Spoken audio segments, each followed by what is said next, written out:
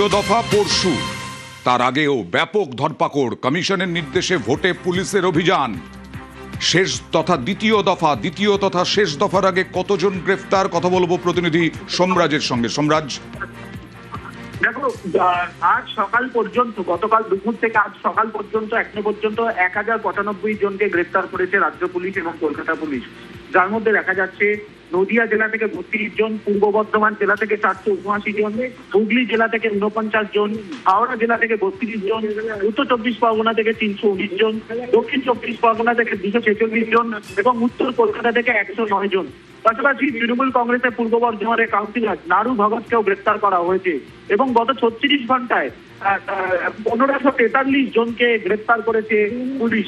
মূলত ভোটারদের মধ্যে কনফিডেন্স বাড়ানোর জন্যই এই অভিযান পুলিশের এবং তাতেই গত 36 ঘন্টায় 1543 জনকে গ্রেফতার করা হয়েছে, তেমনটাই জানিয়েছে নির্বাচন কমিশন।